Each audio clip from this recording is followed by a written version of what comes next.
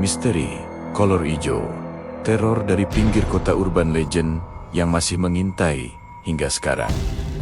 Selamat datang di kanal Koridor Sunyi, tempat di mana seri cerita lama kembali bernafas dan misteri tak hanya tinggal legenda. Malam ini kita akan menyelami sebuah kisah yang mungkin pernah kamu dengar, tapi tak pernah kamu yakini sepenuhnya. Tentang sosok hijau berotot, beraroma menyengat yang muncul di malam-malam sepi, mencari mangsa perempuan yang pulang terlalu larut. Inilah misteri kolor Iko, teror dari pinggir kota. Siapkan dirimu, matikan lampu, dan jangan pernah menatap jendela. Kalau kau mendengar langkah berat di luar rumahmu malam ini, suara jangkrik terdengar bersahutan di kampung Karangjati. Sebuah daerah di pinggiran kota yang mulai padat, tapi masih punya sisa pepohonan bambu dan rawa kecil di belakang rumah warga. Di salah satu gang sempit, tinggal seorang ibu muda bernama Siti, 29 tahun, bersama anak perempuannya, Dara, 7 tahun. Suaminya, Roni, bekerja di proyek bangunan dan sering pulang larut malam. Malam itu, seperti biasa, Siti sedang menidurkan Dara. Tapi tiba-tiba, hidungnya mencium sesuatu. Bau busuk seperti bangkai, menyengat dan menusuk. Aneh, gumamnya, kayak bau bangkai tikus. Ia keluar rumah, menyalakan lampu teras, tapi tak melihat apapun. Angin malam terasa berat. Dari arah rumpun bambu di ujung gang, terdengar suara langkah, berat dan perlahan. Duk, duk. Siti menelan ludah. Siapa itu? Serunya. Tak ada jawaban. Suara langkah itu berhenti, dan saat ia menoleh ke arah bambu, bayangan besar berwarna hijau tampak sekilas, lalu lenyap. Siti buru-buru masuk rumah, menutup pintu rapat. Malam itu, ia tak bisa tidur sampai subuh. Keesokan harinya, kampung Karangjati mulai ramai membicarakan sesuatu. Di warung kopi milik Pak Dul, beberapa bapak sedang mengobrol serius. Kau dengar kabar, Dul? Tanya Pak Jaya, pensiunan satpam, yang soal mama kemarin itu.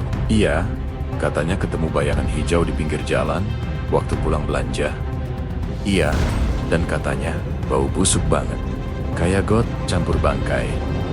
Wah, jangan-jangan kolor hijau balik lagi. Nama itu, kolor hijau, membuat semua terdiam sejenak.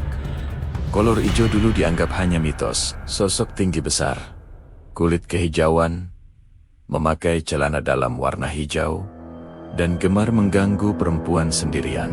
Tapi di Karangjati, legenda itu punya sejarahnya sendiri. 20 tahun lalu, seorang perempuan hilang tanpa jejak di dekat rawa belakang kampung. Malam sebelum hilang, tetangganya mengaku melihat sosok hijau besar mengintai dari balik pepohonan. Dan kini, bau busuk itu muncul lagi. 3 hari kemudian, Roni belum juga pulang kerja. Siti mulai khawatir. Ia duduk di ruang tamu, menunggu, sambil menatap jam dinding yang sudah menunjukkan pukul 11 malam. Ia mendengar langkah di luar pagar. Roni, serunya. Tak ada jawaban, tapi langkah itu berhenti di depan pintu rumah. Perlahan, gagang pintu bergerak klik. Klik, Siti menahan napas. Ia mengintip dari celah jendela, dan matanya membulat. Tapi saat ia berlari memeluk Dara, suara langkah itu menjauh. Dari kehauan terdengar tawa pelan, serak dan panjang. Hehehe. Keesokan harinya, Pak RT, Pak Jaya, dan beberapa warga datang ke rumah Siti. Bu Siti, tolong ceritakan dari awal, kata Pak RT dengan nada serius. Siti menceritakan semuanya.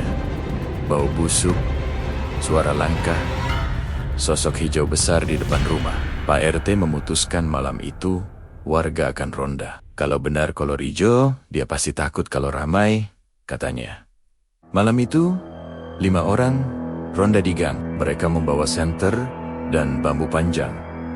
Awalnya tenang, tapi menjelang jam 2 dini hari, dari arah rawa muncul kabut tipis. Lampu senter mereka bergetar, seperti diserang hembusan angin. Tiba-tiba, Pak Jaya menjerit. Lihat itu, sosok besar muncul dari balik kabut. Tinggi hampir 2 meter, tubuhnya hijau, matanya menyala merah. Ia hanya memakai kolor hijau lusuh yang sobek di pinggirnya. Warga terpaku. Beberapa berlari, tapi Pak RT mencoba mendekat sambil mengucap doa. Allahu Akbar.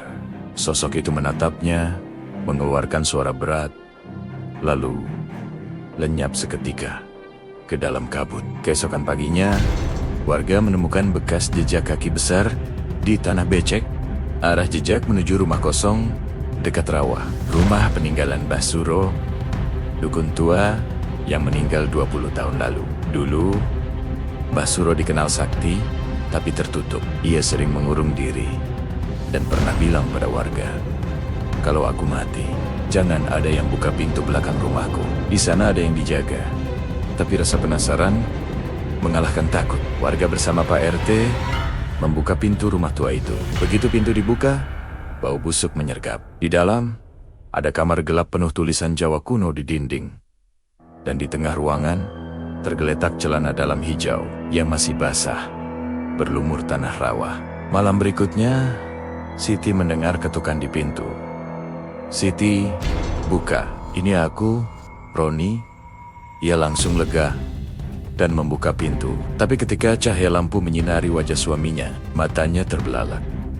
Roni tampak aneh, kulitnya sedikit kehijauan, matanya merah, dan dari tubuhnya tercium bau busuk yang sama.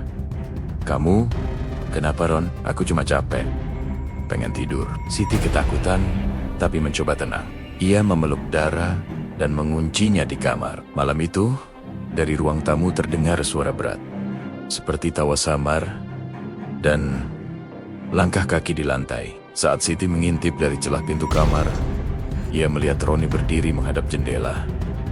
Matanya memancarkan cahaya kehijauan, dan di belakangnya, di bayangan jendela, tampak sosok lain, lebih besar, berdiri tepat menempel di punggungnya. Keesokan harinya, Roni menghilang. Di rawa belakang rumah, warga menemukan baju dan sandal miliknya, tapi tidak ada tubuh. Tapi warga bilang, setiap malam Jumat Kliwon, bau busuk itu kembali muncul. Dan kadang, dari kejauhan, ada suara tawa pelan yang bergema di antara pepohonan bambu. Hei, legenda kolor ijo mungkin dianggap dongeng bagi sebagian orang. Tapi bagi warga Karangjati, itu adalah kenyataan yang hidup di antara kabut malam. Terima kasih sudah menonton. Jika kalian punya kisah misteri serupa, tuliskan di kolom komentar. Siapa tahu, kisah kalian yang akan kami angkat berikutnya.